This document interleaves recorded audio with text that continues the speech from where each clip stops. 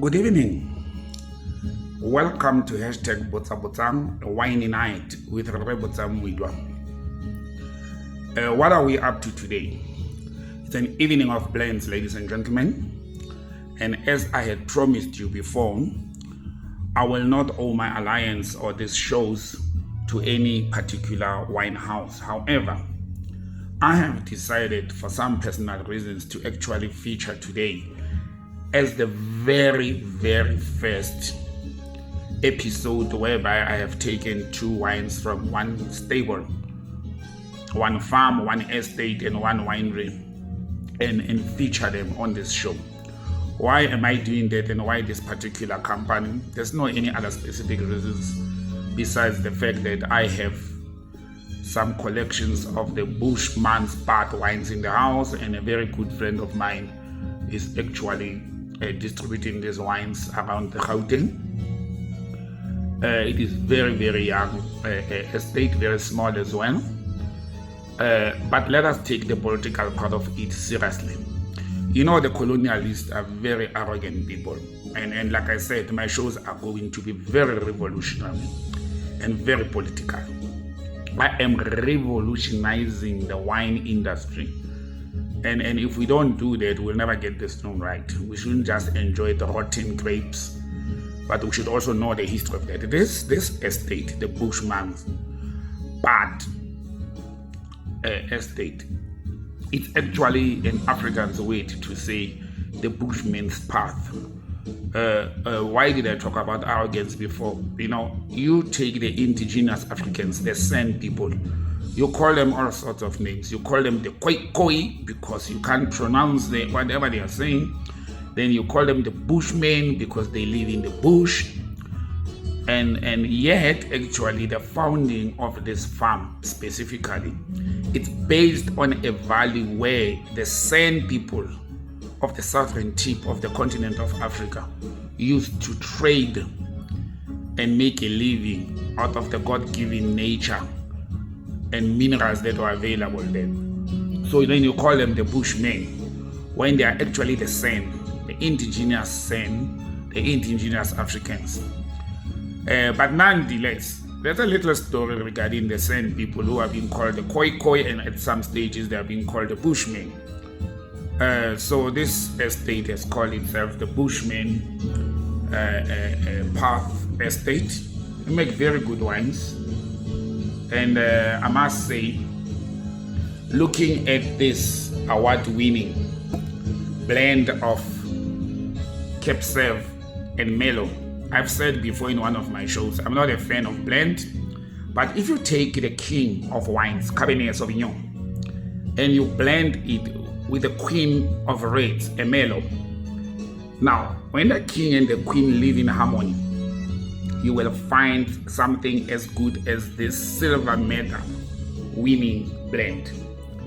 This silver medal winning blend from Bushman's Path Estate is a very good blend. It's a very young wine, 2017. I would recommend that whoever is in love with blends, especially the king and the queen, you may get yourself, but it's also very affordable.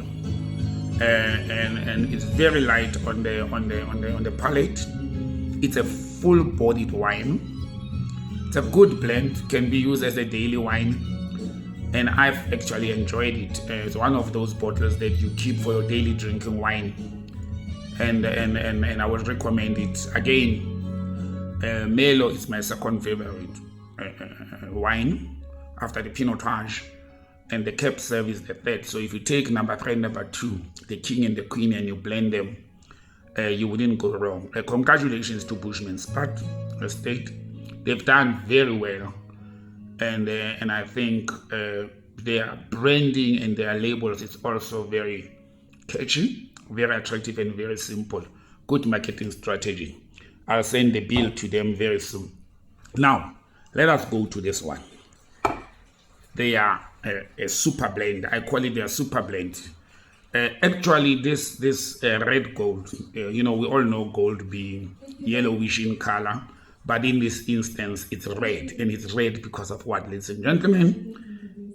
The wine is a red wine. It's a blend of actually approximately 4 varietals that this company has used, or this estate has used. This blend is actually mellow, it's Capsef, it's Cabernet Franc, and a Shiraz blended into one bottle. I don't think it won an international gold award by mistake, but let me tell you something. I am chasing their 2007 bottle. If you look at this bottle that I consumed for the last 3 days, almost like a glass per day, it's a 2017 bottle. Their 2007 bottle actually won what do they call it, a bronze award, but I'm chasing it. I've tasted it twice, and it's a very, very good blend to have the 4 red wines blended into one bottle. So it's a very good wine. It's an excellent wine, actually. It's fully bodied, and to many who are collectors, I think if you have managed to keep their 2007 bottle, it will be appropriated to keep it for a few more years, because if you do your calculation at the moment, that wine from 2007 to 2027 is almost 13 years old. I will keep it for 2-3 more years, and then I will start enjoying it. But the most important thing about blends, ladies and gentlemen, is that they have people with an acquired taste. They are very fully bodied. They go very well balanced with the tannins.